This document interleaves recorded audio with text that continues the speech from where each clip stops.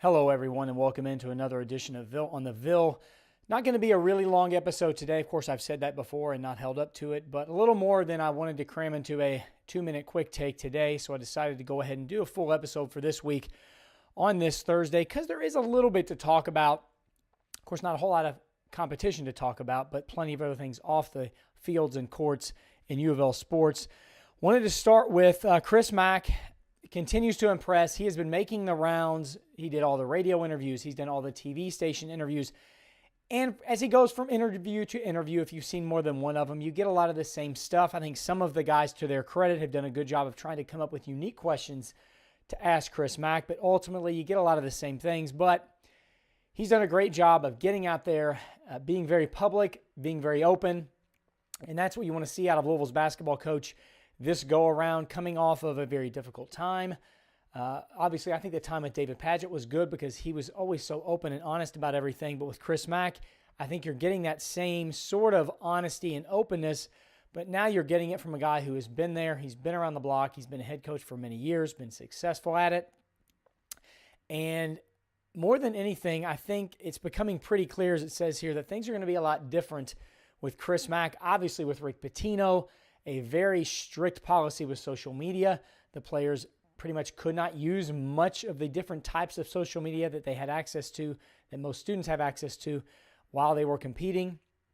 With Kris Mack, that is very different. Now, I'm not sure if he will have different policies for his players, but he is very open with his use on Twitter. Just the other night, you're seeing a guy who, you're going from Rick Pitino, who would only eat at the best restaurants and to the fanciest places. And now you've got Kris Mack going to Burger King and tweeting that he loved the wings at Roosters on Preston Highway.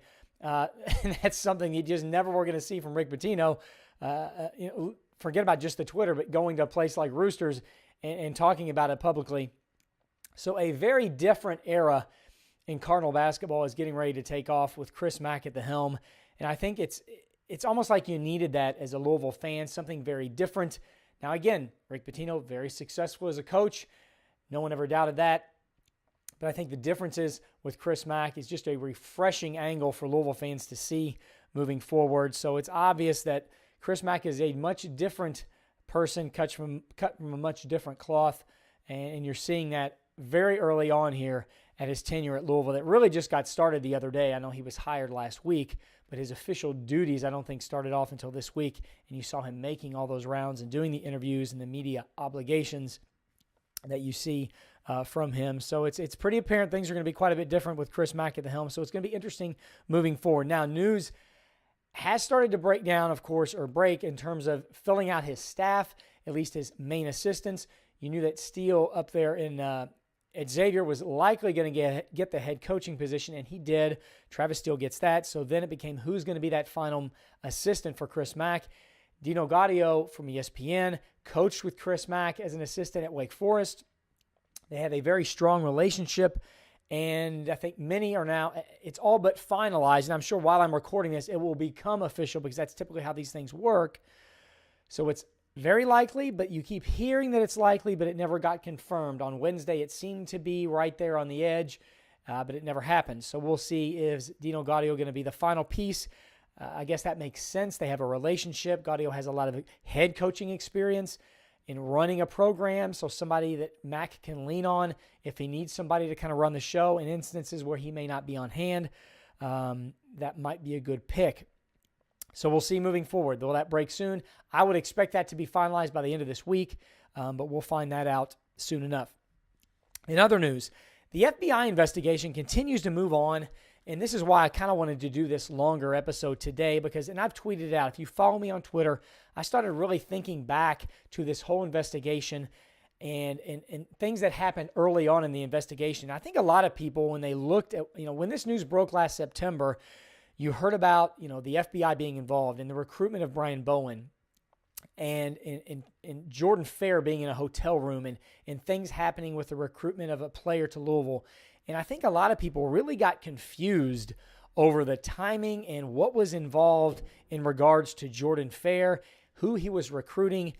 And I think a lot of people assumed that Brian Bowen was the guy that Jordan Fair was involved with, when really, if you go back and look at these documents, at least all the ones that I've been able to find as I tweeted out, I don't see Jordan Fair's name anywhere involved in Brian Bowen. It's simply, and when I started reading through it and asking myself those questions, I started to say, who recruited Brian Bowen to Louisville? You didn't hear Jordan Fair's name. You didn't hear Kenny Johnson's name. And then I went back and simply read some of the articles that were put out when Brian Bowen committed, and I tweeted out an excerpt from, I think it was a CBS article that stated, Brian Bowen hadn't been contacted by Louisville in like 2 years, but leading up to his commitment, things changed, and people from his camp reached out to Louisville. So essentially what it appears happened, at least if you look at all the information, both in the FBI documents and in the interviews and the reports that came out after Brian Bowen's commitment, it looks a lot like they needed a place to go and were kind of up creek without a paddle, if you will. He had liked Michigan State, but guys came back there, did not really have a slot there. Arizona, much the same. So he was kind of running out of opportunities and spots to go to. And then, of course, in early May of last year, we know what happened in regards to Louisville's future and the spots they had open and available. Donovan Mitchell, surprise to many, decided to stay in the NBA draft, opening up a 2 spot, the shooting guard, which Brian Bowen just happens to play.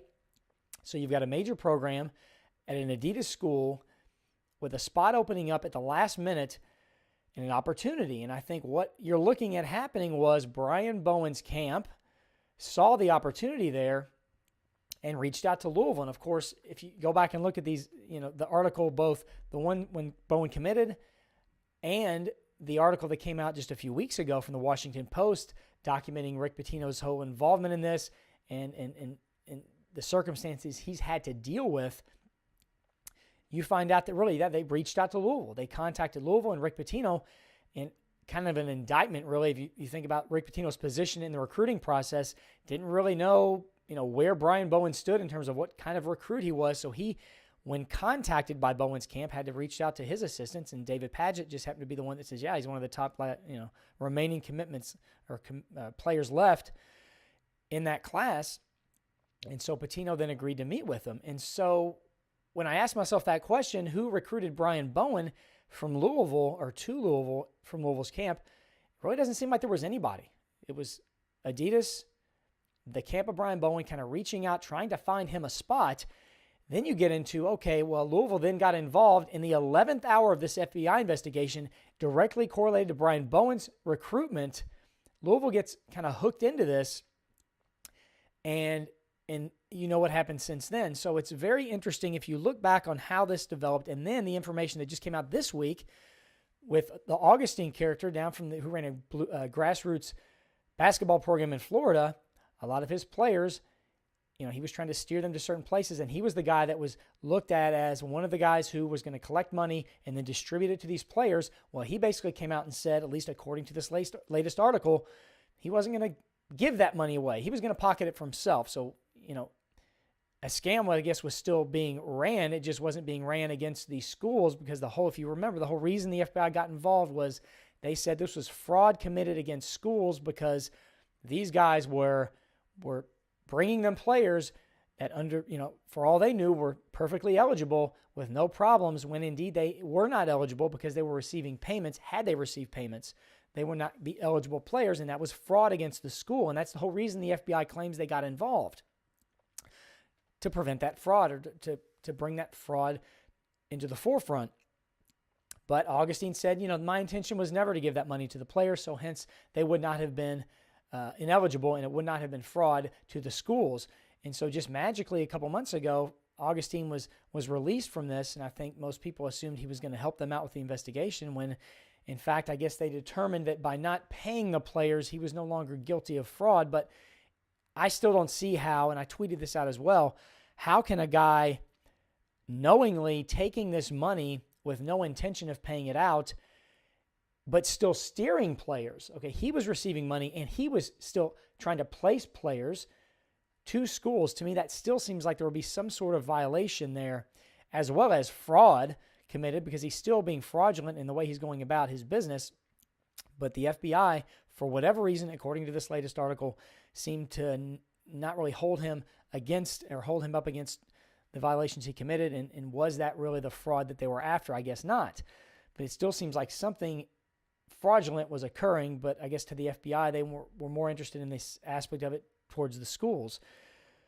So when that started happening, you found out that Jordan Fair was in that hotel room in late July, and this is where I think a lot of people got confused, thinking that this involved the Brian Bowen commitment, when in fact, if you remember, Brian Bowen committed to Louisville in May.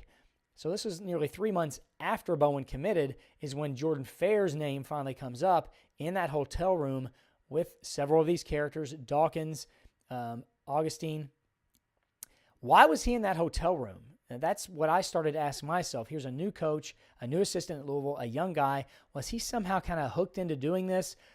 Made to think maybe Rick Pitino knew about all this stuff going on, and he was involved, and nudge, nudge, wink, wink, we need to get this done. If you remember, they said that he called and talked to Gatto, or Gatto called and talked to Pitino, and Pitino was good with all this stuff. Were they saying that to Jordan Fair to get him to go along? I started to kind of question that. Let's look into this more. But then in this latest article in the Washington Post with Pitino, if you read through that, you find out that Jordan Fair had talked to Pitino about that incident in the hotel room, and he said he saw an envelope on the counter. He didn't feel comfortable, so he left.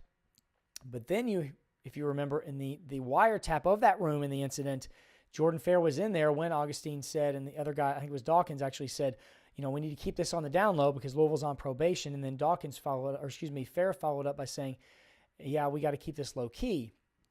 So saying something like that in the instance that he said it doesn't really give you the impression that he didn't know what was going on.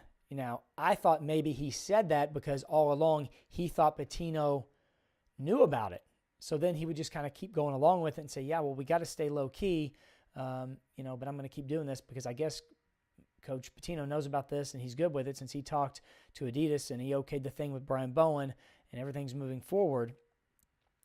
But it's hard to really know now if that's the case because it doesn't really look that way. If you look back on Fair telling Pitino he left when he saw the envelope, but the wiretap had him saying, we got to keep this low key. Now, I guess it's still possible that, he wasn't really truthful with Pitino, that, in that room, he really did feel Pitino was involved, but he still wanted to, act like he didn't know. I'm not really sure. But the bottom line is, if the money from Augustine was never paid out, then really there's no violation in terms of once Brian Bowen committed to Louisville moving forward. Because the next player, and I can't recall the name now, he was player 11 in the documentation. That was the one they were discussing in the hotel room, and he was apparently going to be committing to Louisville. No payments ever were doled out in regards to that. They started to set it up and try to organize it, but before they could do anything, the sting basically went down in September. If you go back to Brian Bowen and you try to say, well, Louisville's in trouble because they were on probation, I don't really think, at the time Brian Bowen committed, I don't think Louisville was yet on probation because the appeal had still not been handed down at that point. So if you look at Brian Bowen and you think, okay, Louisville, no one from Louisville really was involved in his commitment to Louisville. Again, I didn't find it in any documentation. If anybody out there can find it, tweet at me and let me know. It sounds like they reached out to Louisville, and it sounds like all this payment to Bowen, and really all of it, I think it just came down to that $19,000 and something, because again, before anything else could get paid out in those installments, I think the plan was $25,000 4 times. They never got to the second payment, so it really came down to that first payment that for whatever reason was only $19,000 and change. That was the only payment paid out. If Louisville wasn't involved in any of that, I have a hard time thinking that Louisville is going to suffer any further penalties from the NCAA as a result of Brian Bowen committing to Louisville. Because I seriously, when you look at the documentation, the evidence, the articles, the FBI documents, it's hard to point any of this to Louisville when you look at the fact that Bowen committed, but Bowen's camp reached out to Louisville.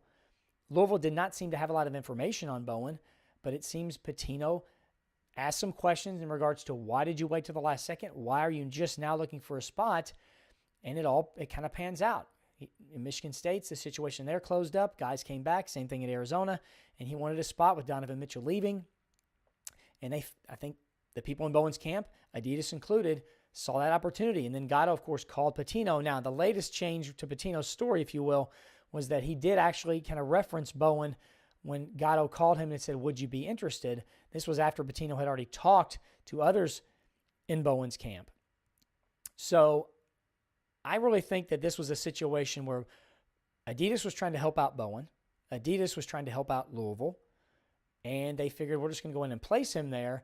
And the whole payment operation was going on unbeknownst to anybody at U of L. And I have a hard time thinking, again, I don't think that's going to be, maybe something's going to come out and they can prove it, that somebody from Louisville was involved. But so far, all the documentation seems to point to Louisville really not having any knowledge of this payment. And I truly don't think there are going to be any further repercussions for Louisville moving forward in this whole FBI investigation. And I just think it became very interesting because so many people, I think, were just confused over the timing and the process. And that FBI documentation is kind of confusing in and of itself because they go back and forth talking about the Bowen commitment and situation. At that meeting that took place in July, they go back and discuss Brian Bowen. So I think a lot of people started kind of breezing through things and thinking that all took place at the same time when really the Bowen stuff happened well before that. So I think the question moving forward here for Louisville is Jordan Fair's involvement. Why was he there? How much, how really involved was he? I think the only real penalty Louisville might be looking at, if any, is involving that. But again, no real violation ever occurred involving that player 11 from that hotel room meeting because no payment was ever doled out. So again, I don't think a lot can be brought down on Louisville, especially considering Louisville acted so quickly when they fired the staff once this stuff came out. And again, I think a lot of people, Pitino included, think you acted too quickly. You can't rush to judgment. But Louisville was in a catch-22. They had to act with all the other stuff that had gone on. There wasn't a whole lot they could do in terms of waiting. I know Larinaga at Miami. You see Sean Miller at Arizona. At USC, you've got Edberg at USC, and he's still coaching. But again, they didn't have all these circumstances that went on before to deal with. Louisville's public image had already taken a beating and continued to take a beating from the Katina Powell stuff. To have this new thing come out was just another log on the fire. Louisville really, I know they acted quickly, but really they had no choice. And certainly Pitino, I know he's going to continue to say that he was, just today he had an interview where he said he was railroaded out of the industry. That's simply, you can't look at this with a rational eye and think that Pitino got railroaded. If nothing else was on Pitino's record, he 100% would still be Louisville's coach.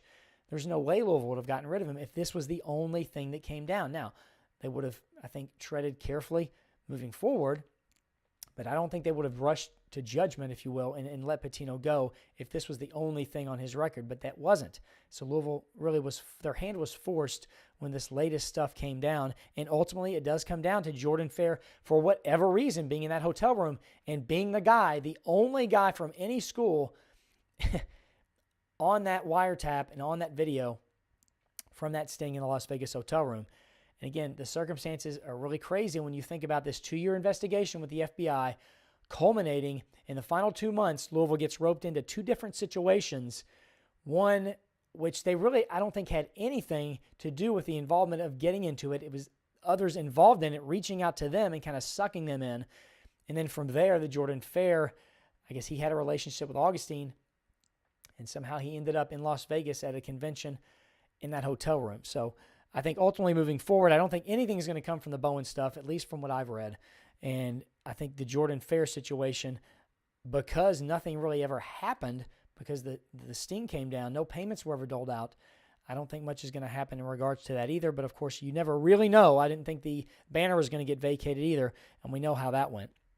So that's why I kind of wanted to do this episode. And I know it was long-winded, and I apologize if it was too much here today, but I wanted to kind of touch on that because I started going back and really found it interesting, all the timing of things. And also to clarify, a lot of people on Twitter, when I was tweeting about this, and people kept saying, he was trying to impress Pitino by getting Bowen, he being Jordan Fair. It's like, well, Jordan Fair is nowhere to be found in any documentation that I've seen regarding Brian Bowen.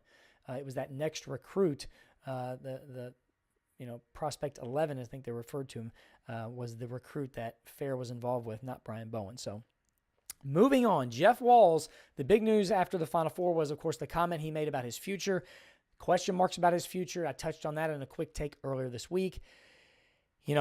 that's a big one. I mean, that's Vince Tyree's big challenge coming up. I think he's got a couple challenges. He's got, Jeff Walz' future, one of the hottest coaches, one of the hottest names in women's college basketball.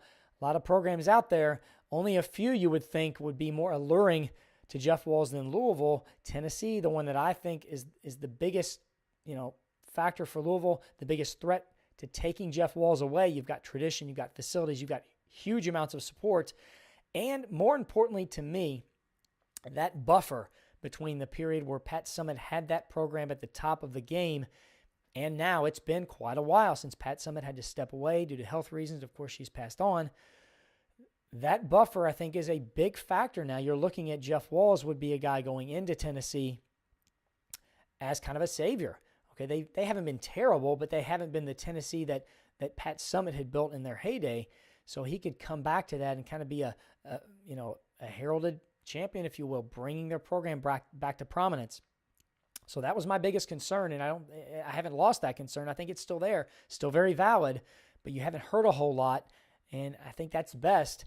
You think if something was going to happen, it would have happened pretty quickly. Jeff Walz has been active on Twitter, congratulating Notre Dame, being very gracious, unlike some other coaches who have been towards Louisville. And, I think that silence maybe right now is good because there was a lot of concern there right after the Final Four, especially based on what Walz said. So hopefully that was just him kind of, poking the fire there, seeing what he can drum up, maybe not necessarily for him, maybe his support staff, his assistant coaches, maybe get them a little bit more money.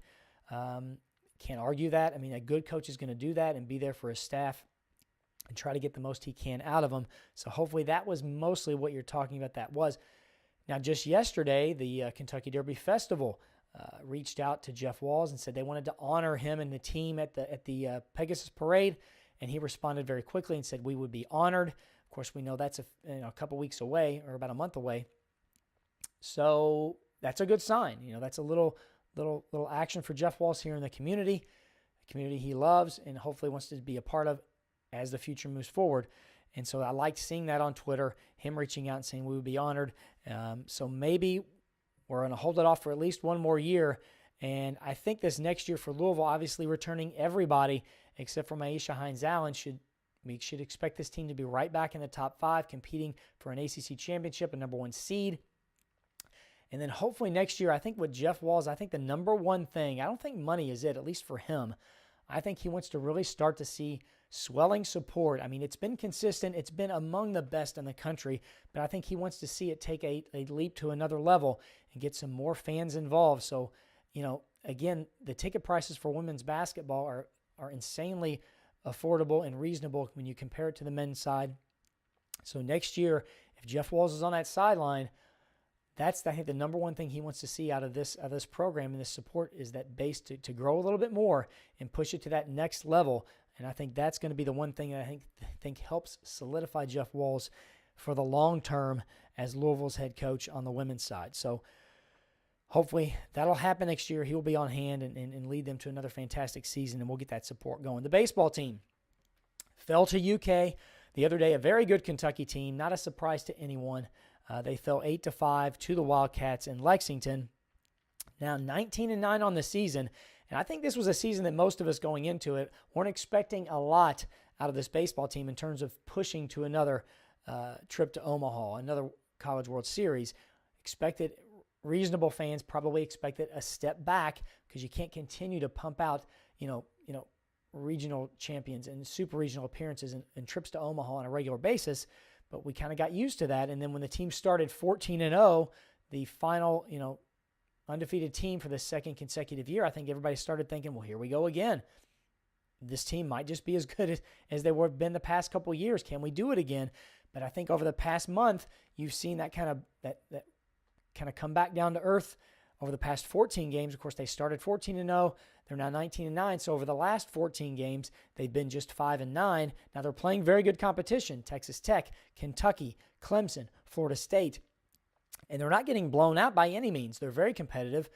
These series, they're 1-3 in ACC series. In those 3 series losses, they haven't been swept yet. And in 2 of those series losses, they've lost a game on a walk-off home run in the 9th inning. So in both of those games, they had opportunities. They had the 1-run lead last weekend against Florida State. and in the second game of the series. And a 2-run homer in the bottom of the ninth wins the game for Florida State. And the Cardinals would then win the third game of the series on Sunday against Wake Forest, as I touched on. In the opening game of that series, 1-1. Top of the ninth, they had the bases loaded with one out. And they hit into a double play, and then Wake Forest hits a walk-off home run in the bottom of the ninth. So you're talking about 2 games right there that have kind of really swung the way this season in the ACC has started for the baseball cards. So just those 2 games, that ninth inning, and each one of them goes different, then they may be sitting at 3-1 instead of 1-3, but that's baseball. So hopefully what we'll start to see is them start to correct some of the errors they've had, a lot of fielding errors, a lot of mistakes. It's a younger team, a lot of new guys filling roles that they haven't in the past. So if they can kind of correct those moving forward, so kind of get over the hump, and it's not going to get any easier. They face NC State this weekend, an NC State team ranked in the top 10. I believe they're 4th in one poll. So they will get underway Friday night at 6 o'clock. Now, this weekend's weather, it's been all over the place. At first, there was going to be a big snowstorm Friday night into Saturday. Now they're kind of backing off that, but now they're saying some snow maybe on Sunday. So who knows if you want to get out to Patterson and catch some of this game. Friday during the day looks good. Might they move this first game up a little bit? I don't know. But with baseball this time of year in Kentuckiana, you always got to kind of keep your eye on the weather to see what might change as far as that first pitch. But as of now, the first game is scheduled for Friday at 9 in a big series for Louisville. If they want to kind of right the ship and kind of move back into the winning column, need to capture a series here at home against good competition. And who knows, if you can just get over the hump, kind of swing things the other way moving forward.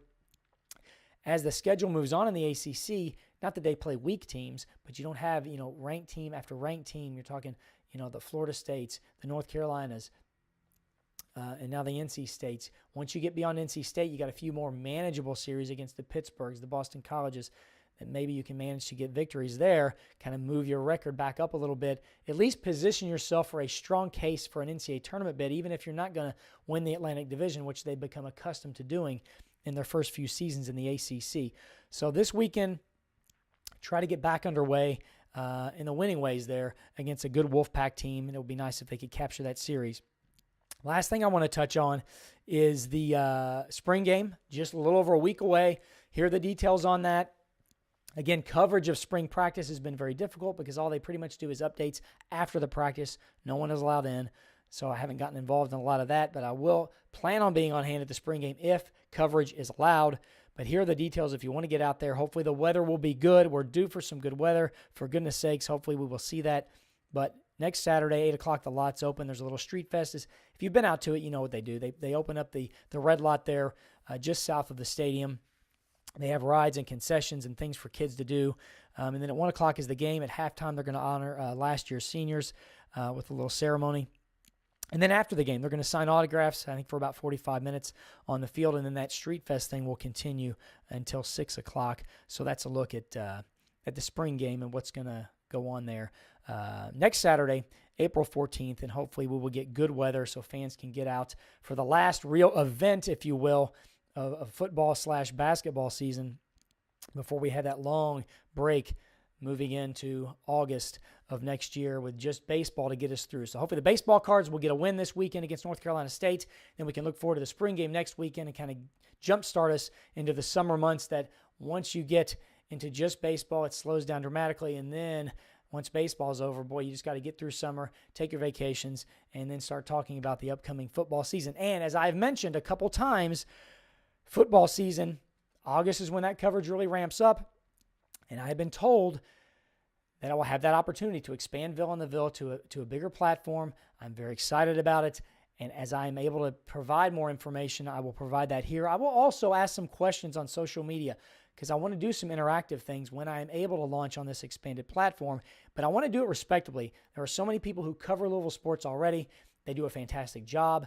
And I don't want to step on toes and try to take up spots that are already taken. So I want to get a lot of feedback and information from folks on a hole that might be available to kind of fill that hole in and provide a spot that isn't already touched on for covering the Cardinals in many different ways. But it's very exciting, and I look forward to sharing what that's going to be with everybody. I want to thank you for tuning into this episode of Ville on the Ville. Until next time, as always, go Cards.